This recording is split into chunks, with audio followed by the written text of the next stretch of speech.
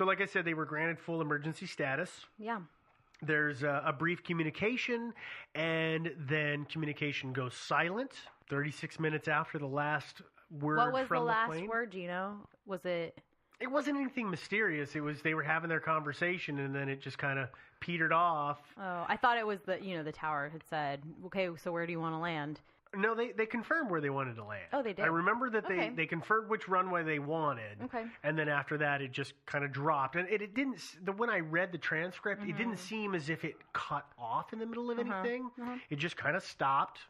So you Got a just went- fire on board. Yeah, you're going to go deal with that. I'm going to probably. go deal with this other thing that's going Yeah, on. BRB, Yeah. I'm going to go deal with this thing. I'll Yeah. be back. Well, you read these things. They have the timestamps. I've read other transcripts of these things, and it's not like they're constantly talking. There are long pauses while they're going about doing things like flying the plane, going to the bathroom, What? getting a fresh beer, and so yeah, that wasn't they weren't chopped off. But No. there was an interesting thing that the pilot said though, which was close the bloody door.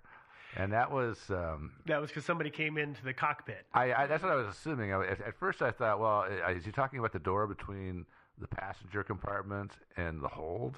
And then I realized, no, that's way far back. It can't Yeah. possibly be that. So it's not an expression of alarm No. about the, I would- the raging inferno. No, I would think it would. I mean, correct me if I'm wrong, but it's my impression that the passenger compartment and the pilot area, cockpit is the word I'm looking for, that they're totally set. Once you close and secure that door, it's like totally separate, isn't it? Like the air systems, everything. No, not at the time.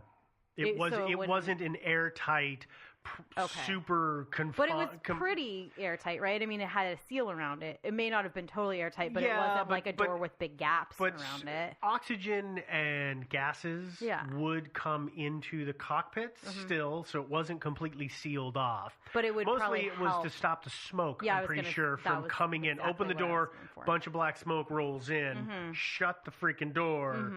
I can't see. That Okay, probably that's was what I it. was But gonna yeah, I think the one difference between the main passenger compartment and the cockpit is that you've got your little oxygen mask, the one that drops down overhead, which is good for about 12 minutes, and then those guys have the full-on apparatus, so they can go for long periods Hours. of time, Which is important. Oh yeah, obviously they should have the better one. Oh Yeah. yeah, I think so. Yeah, no, they don't Yeah. need the one that where you got to straighten the tube that you see the steward or stewardess doing. Yeah. No, they need something much better. Oh yeah. Yeah. So back to our story here, though. It's Yes. 36 minutes after their last contact. The tower alerts, the world. They tell everybody, hey, I bet. plane disappeared, lost them. Every country that had ships or aircraft in the area go looking, but of course they're looking 65 miles not off. 140. Right, so it takes 12 hours before the first bits of debris are found. And that debris is oil slicks. There's semi-buoyant things like, I'm guessing, seats or seat Those cushions. life vests and seat cushions that can be used for flotation devices. Yeah, And I heard passengers. there was a life raft or two, and also those inflatable slides Yeah. that come down on the. They found one of those, I think. Yeah. And 8 inflated. bodies. And 8 bodies, yeah. And as soon as they found the bodies and they examined them, based on the extent of damage that was done to the bodies, they knew that the plane had gone down and it was catastrophic and all hands were lost. Well, I mean, wasn't it apparent even before then? I'm sure that it was, but you know how these things But go. it's a This little is our weird. final. We can't hold out hope anymore. We know. Yeah, but it's also weird, right? Because if you find the security, oh my god, Cockpit. no, the flotation ramp Raft? things. Yeah, Oh, if the you raft? find those out, right, you can maybe think, well, maybe some people survived and deployed that, or maybe it was so catastrophic that It it tumbled like bounced out or whatever. Or just automatically the slides, for Deployed, example, yeah. automatically But deployed. so that would be the question, right? Is like based on examining the bodies, you could say, oh yeah, no. These guys look a little beat up. These guys everybody died on impact Yeah, versus. I'm guessing this the was extent of manually, damage yeah. made it quite obvious. That would be my guess. Yes, yeah. I would But agree with that'd be why there would be a question, right? Is that Yeah, it could be. yeah? I don't know. Now, of course, with any accident of this magnitude, there is a huge formal investigation.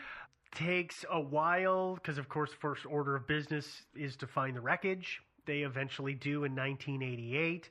That wreckage is found to be 5,000 meters down, or 16,000 feet. Yeah, kind of far down there. That's really far. Deeper than the Titanic. Gosh. Yeah. Yeah, way down there. And the only way they got there was with a ROV, the little remote operated vehicles, little submersibles. That's the only way they could get to it. Was it Peter Jackson? George Lucas, which is the one? They're talking about The guy who did Cousteau? Titanic? No, but it doesn't matter. Okay. James Cameron. James did, Cameron. did the Titanic. Yeah, the Yes. one of the other three. Yes. Yeah. Yeah. So they And this is an object of contention because I have read in incredible sources that there were 2 debris fields. instead of 3. Yeah, I have Because read I've this. read 3 most places that I've read about it. Yeah, and I've read in other places that there were only 2 debris fields. Yeah. Well, what we're talking about here, for everybody who hasn't done the reading on it, is the debris fields are where most of the stuff from the plane settles on the bottom.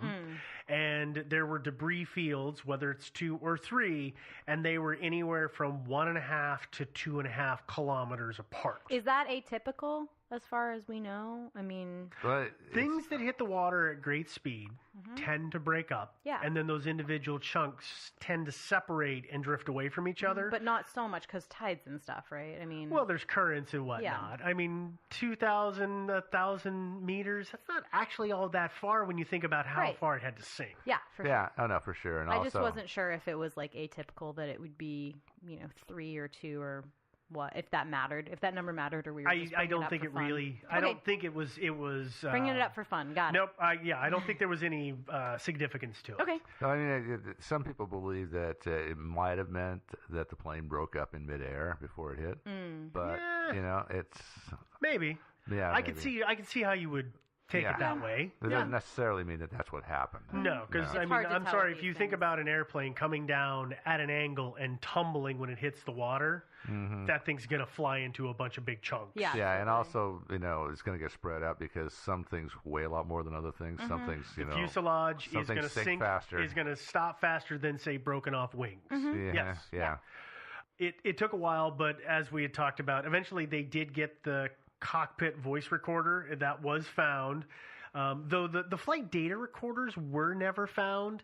And if anybody's interested on how flight data recorders work, Stuff You Should Know did a great episode on it, and it took them an hour to explain it all, so we're not going to go into this. The thing about the data recorders is why haven't they invented a self-ejecting one that senses a crash is about to occur and just pops itself out of the plane? Because it's always such an ordeal to find that thing. I just don't know why they don't make them more floaty. Yeah, they should they Is should that be a technical floaty. term? It is the technical term, yeah. Okay, more floaty? Yeah. I learned that on the cruise ship. Yeah. Everybody can take a drink. Just trying to get drinks in for our drinking friends. Oh. I'm pretty sure that's one on the drinking game. Yeah, no doubt.